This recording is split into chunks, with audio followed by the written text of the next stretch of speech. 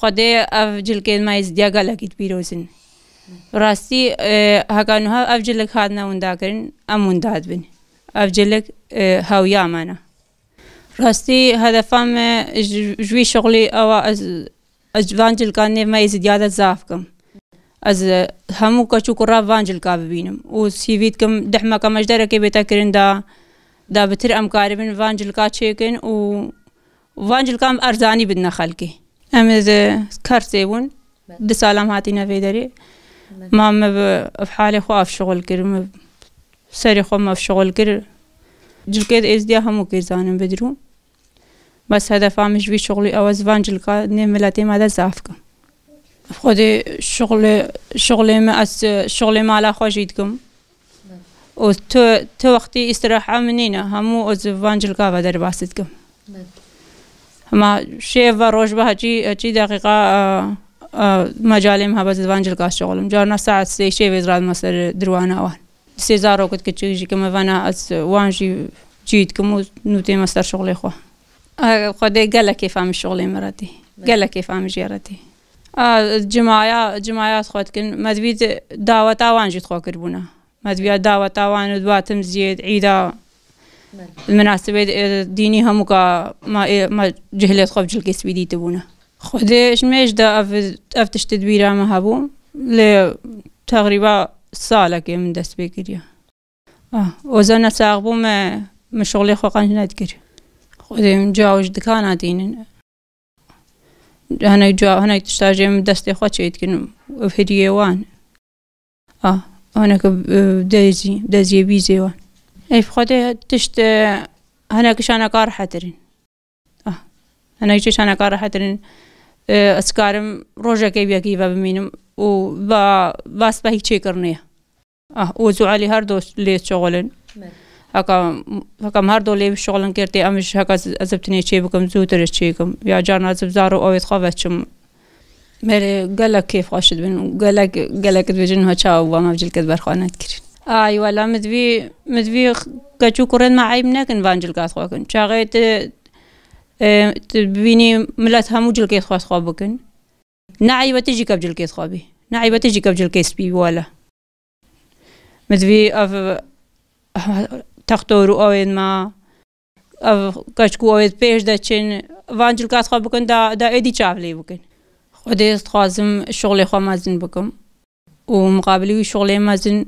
ارزاني تشتابد ما خلقي از ارزاني تشتابد ما املاتي خوا في فيامنا او هكا يك هاد جوزي بلانغازم امبتنا جيتنيتي از با ناز سحرك او سام سرداناين بخودي هدفا ما بري ما لين يريهك ابجلك برب كيم بونيتشين تركوجي جوزي موزقانا كيفكم امكانيه موسان نبو ودعمك ما نهاتا كرين وجميج دا ويزاني مثلا فانجل كاتشيكا قوتم وقت آری مکی و مساعده مکی می وانجل کاتشیکن مگو سر جوابا مجی دست عونا کرو معاری کر ما افجل که دیز دیا ماده ساویته و مالا خودی آوا قنجب ریفت شا و رحالا از دیا بام همو که پیگ را چید کن نجل که گبتنیم چید کن اش کیس که جغاره بگره و حتا نگیده بشالکو و کمام همو که چید کن اب خودی مثلا نو ام بیجن کم بری جوانا کمت کرنا سری خودا جوانا بري كومت كرنا سري خدا ايد فقيرا كلو شعر بون ايد جوانا كوم بون كم من بيستي كم خوركانيا ما مثلا سمو قوان كومت كرنا سري خدا ايدوان كم بون بع غالبون بس فيديتر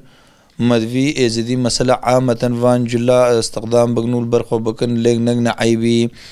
كشكو شباب ما العيد عرفات الخوشيا ديم مثلا فانجل كاوندان كن افجل رحله كسبيا رحله ازديا في ازدي في رحله تناس كرين مدفي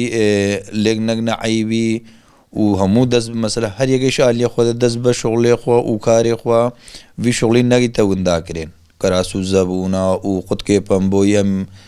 چيت كين خود کے راشين چتشته مثلا ازديا با همو که ان شاء الله قوتا خوديام کارن چي بغنو ملتي قرب وفرينين بخودي ما جوه خدايته افجلك همو كيمبون برب كيمبونه وتشن وخودێکە ئەمکانیا ما هەبە احتیمال ما مەجروعی خۆ مەزن کردبە و ما شغلێکە مەسەلا ئەم ناکن ئەو تشت بەردەستێ مەنینە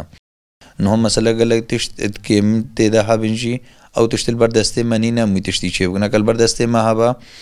ماکاری ئەم تشتێکە نەیژیم وی تشتی چێ بکن و کار بکن ژێڕە مەدوی مەسەلا هەکە ئێزدی عامەتەن وی تشتی لێک نەگنە عیبی و مثلا مساعدة زلامي وها بكنا كا في شغلي مثلا مستمر في شغلي بكن نا مثلا وندا بيتا وندا كرين خودي أفكم أمش لفاي تشيتكن ووقت جيرت في قال لك وقت جيرت في نا مثلا شغلي ساعتك 20 دقيقة والشغل مثلا مستمر نا مثلا شغلي دروجة دهروجة كنت شغل بباب سالة شغل کرتی روزه کم گله که ما خو او کر ام سه کو ماچی بکن بترم چی ناکن و مدوی مثلا مساعده کما هات باکن ماجی کاریبا ام مساعده بدنا خلق خو نگوه هم مثلا التمایا که با تشتگی وسابا ما کربا سوق وک دکان ماجی مساعده خلق خو کربا کچلو ما مساعده کر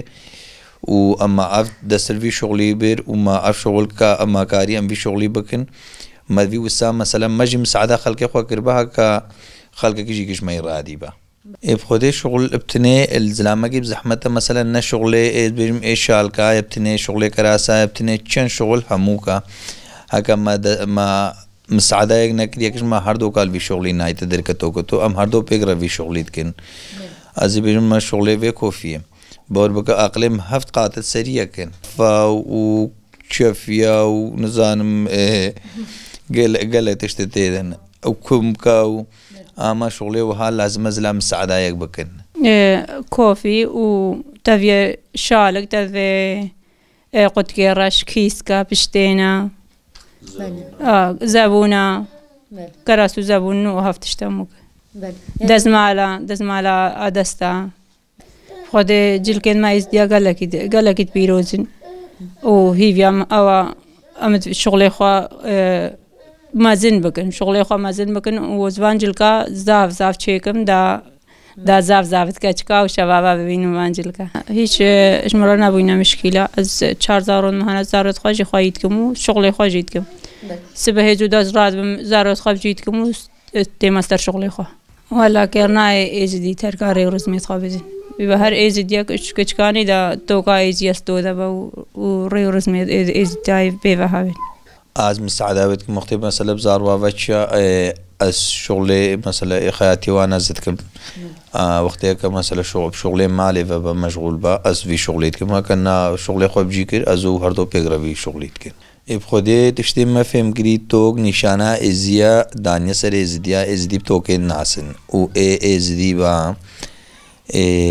لازمه بتوك با وقت بشير خودي بشير دي بتوكا وقت مرا خودي عمري خودت كانگه توكت كنستو دا ازدي با وقت مثلا اب هر دو جياز لامي حوجي توكيا وجا كيرنا ازلام عادت و تقاليدت خوندا بكا لازم ازلامي بتوك با اب خودي هيويا مش خودي وزديا هيا حلال ازيو تاوسي ملك بنو ويتو كي غريوانه خوندا نكنو و رحلا ماس بيا باور بكس بهر ناكمل دنيا اذا تشتغي شيلا ازدياس بيتر هبا قال لك رحلا كس بيا بلا وندا نكن و توك بلا خزمالا ازدي بلا لازم بتوك بن